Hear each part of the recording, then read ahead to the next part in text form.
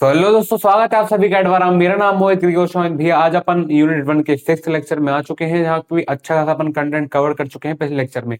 तो आज अपन पढ़ने वाले हैं यूनिट ऑफ हार्डनेस और उसके रिलेशनशिप, हार्डनेस के यूनिट के रिलेशनशिप। ठीक है,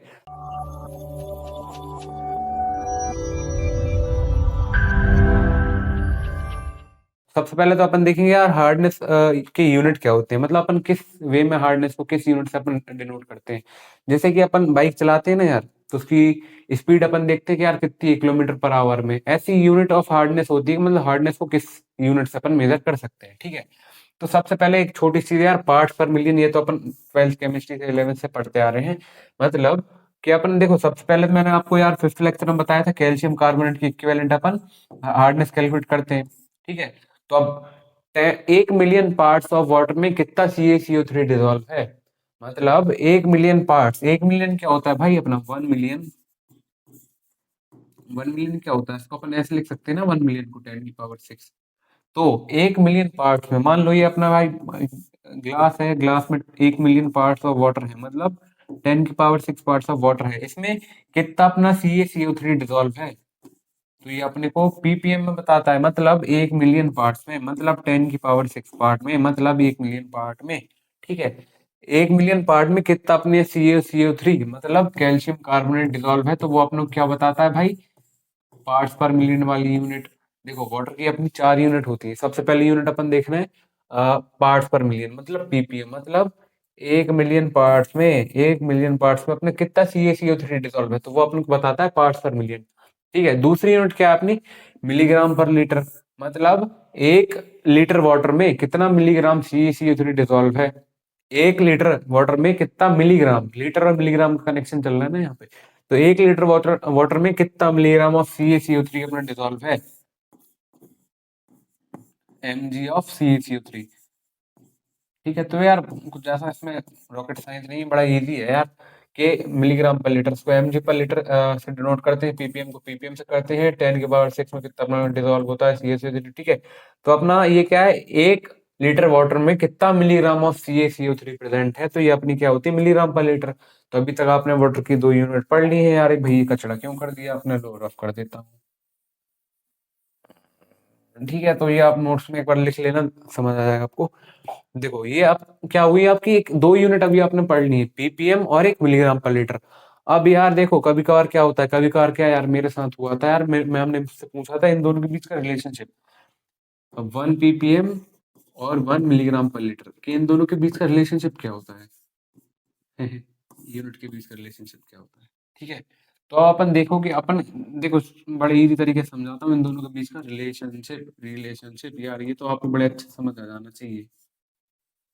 ठीक है, अब देखो अपन 1 kg, 1 लीटर को अपन का क्या बोलते हैं यार, कभी कभार 1 kg के बराबर लिख देते हैं यार। चलो तो अभी भी लिख देते हैं।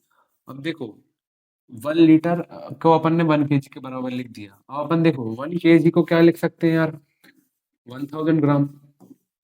और 1000 ग्राम, अब 1 ग्राम में कितना मिलीग्राम होता है यार, है ना, 1000 मिलीग्राम होता है ना। तो अब देखो, तो अपना 1000 ग्राम में कितना मिलीग्राम हो जाएगा, इसको 1000 से अपन मल्टीप्लाई कर देंगे मिलीग्राम, तो ये अपना मिलीग्राम निकल आएगा। तो इसको सीधे सीधे क्या लिख सकते हैं, 10 की पावर 6 मिलीग्राम। तो इतना सारा कचड़ा करने के बजाय अगर मैं आपको यहाँ पे डायरेक्ट 10 की पावर 6 लिख दूंगा, तो आपको आप समझ आ जाना चाहिए कि मैंने 10 की पावर 6 क्यों लिखा है। ठीक है, क्या करा है, सबसे पहले अपन ने 1 लीटर को 1 kg के बराबर रखा, हाँ भैया कोई दिक्कत नहीं है। इसको अपन ने काय के बराबर लिख दिया, 10 की पावर 6 के बराबर। ये चीज आपको समझ आई है। देखो सबसे पहले अपन देखो क्या रहे हैं कि अपन 1 ppm और मिलीग्राम पर लीटर का रिलेशनशिप निकाल रहे हैं। तो ये चीज मैंने आपको समझा दी है।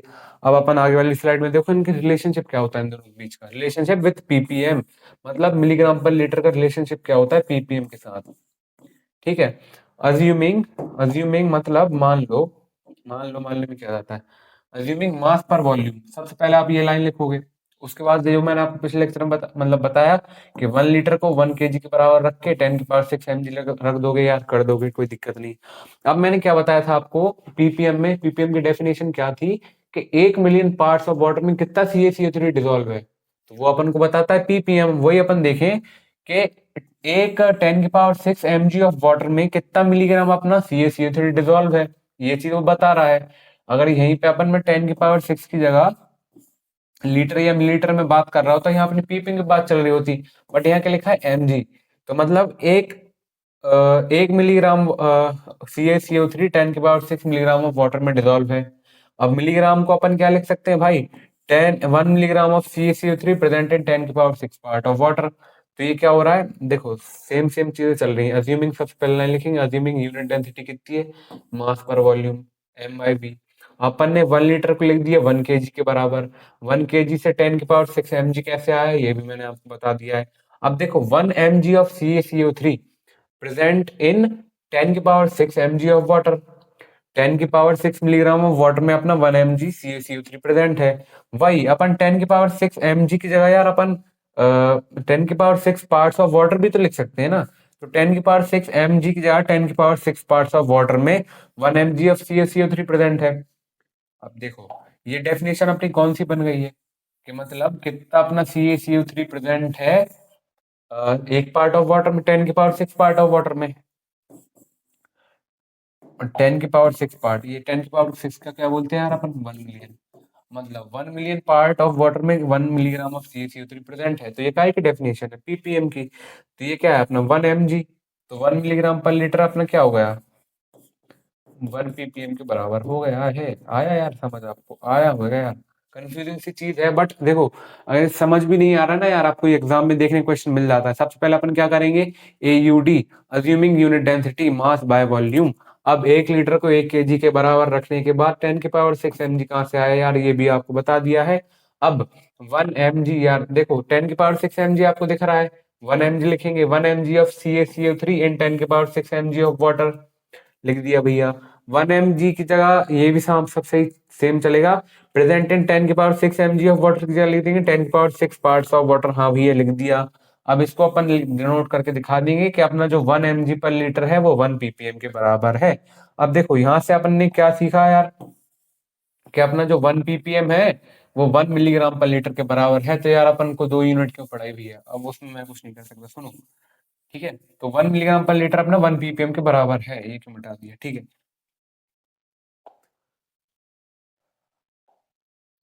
It is defined as the number of parts by weight of calcium, मतलब कितना वेट ऑफ कैल्शियम कार्बोनेट अपना एक पार्ट ऑफ वाटर में डिसॉल्व है, तो ये अपना क्या होता है, पार्ट्स पर मिलियन।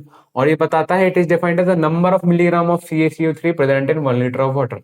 मतलब 1 लीटर वाटर में कितना अपना मिलीग्राम ऑफ CaCO3 डिसॉल्व है, तो ये अपने को बताता है मिलीग्राम पर लीटर। तो देखो यार इसमें कोई कंफ्यूजन नहीं होनी चाहिए। ये चीज मैंने आपको रिलेशनशिप इनका क्यों बताया है, कि आगे आप जब न्यूमेरिकल सॉल्व करोगे ना, तो उसमें आपको इस चीज की जरूरत पड़ेगी। 1 मिलीग्राम पर लीटर, 1 मिलीग्राम पर लीटर 1 ppm के बराबर होता है। तो ये अपन ने देख लिया वाटर की यूनिट, वाटर की यूनिट क्या होती है। देखो आपको हमेशा कुछ चीजें समझने की जरूरत नहीं होती है यार, कुछ चीजें क्या याद भी कर लेनी चाहिए, तो उससे थोड़ा ठीक है, हो जाता है। तो ये आपका एक रिलेशनशिप पढ़ लिया, 4 यूनिट होती हैं, 2 यूनिट आप पढ़ चुके हैं। एक होती है डिग्री क्लार्क, एक होती है डिग्री फ्रेंच। देखो उसमें पीपीएम में क्या होता है, 10⁶ पार्ट ऑफ वाटर में अपना कैल्शियम कार्बोनेट निकालते हैं। मिलीग्राम पर लीटर में क्या होता है, 1 लीटर वाटर में कितना अपना मिलीग्राम ऑफ CaCO3 डिसॉल्व होता है यार, उसको वो कैलकुलेट करते हैं। ठीक है, अपन देखेंगे डिग्री क्लार्क और डिग्री फ्रेंच के बारे में। अब देखो it is defined as the number of parts of CaCO3 present in 70,000 parts of water. ठीक है, यहाँ पे क्या हो रहा है 70,000, वहां पे क्या था भाई 10⁶ पार्ट्स था, यहाँ पे क्या है 70,000 पार्ट ऑफ वाटर में, 70,000 पार्ट ऑफ वाटर में कितना अपना CaCO3 डिसॉल्व है, वो अपना होता है डिग्री क्लार्क। और डिग्री फ्रेंच में क्या होता है, it is defined as the number of part of CaCO3 present in 10⁵ parts of water.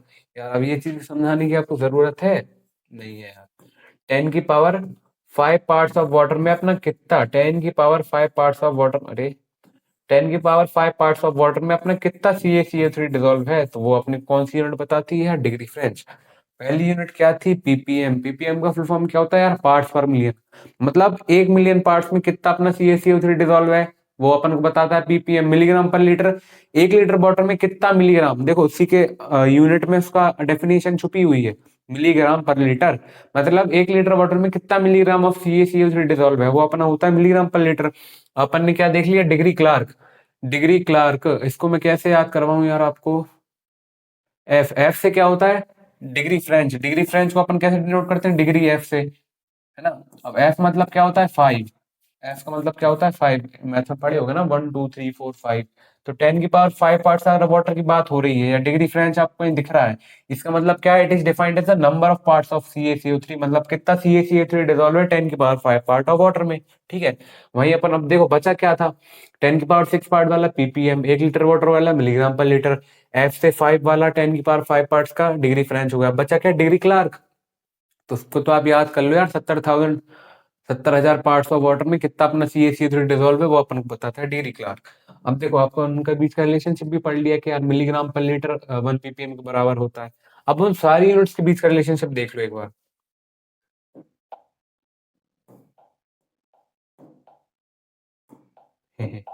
देखो 1 ppm अपना बराबर हो रहा है 1 डिग्री क्लार्क के 1 मिलीग्राम पर लीटर के। देखो 1 ppm अपना कितने बराबर हो जाएगा, 0.07 डिग्री क्लार्क के। देखो कैसे हो रहा है, अपना 1 ppm कितना होता है, 1 ppm कितना होता है, 10 की पावर 6।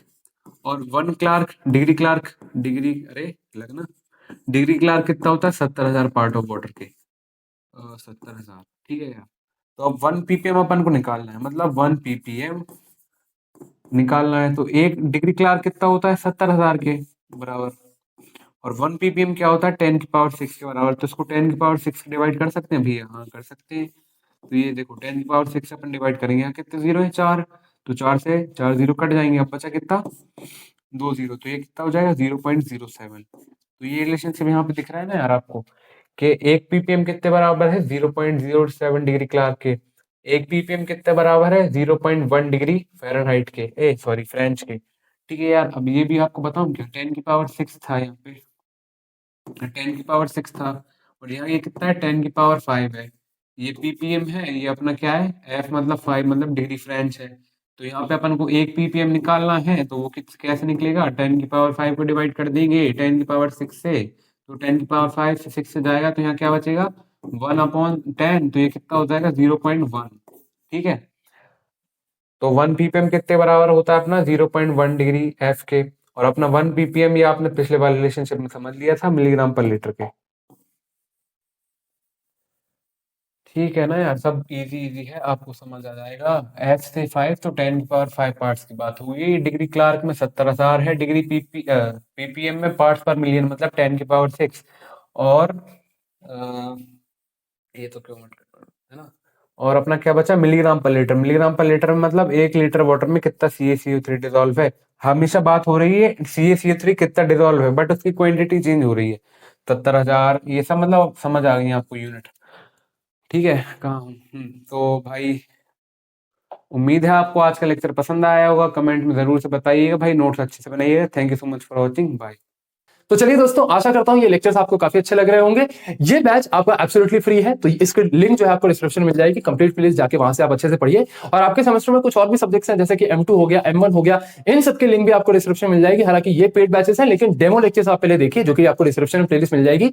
और डेमो लेक्चर्स देखने के बाद अगर आपको अच्छे लगते हैं तो आप कंप्लीट बैच भी परचेज कर सकते हैं, वो भी लिंक आपको सारे डिस्क्रिप्शन में मिल जाएगी।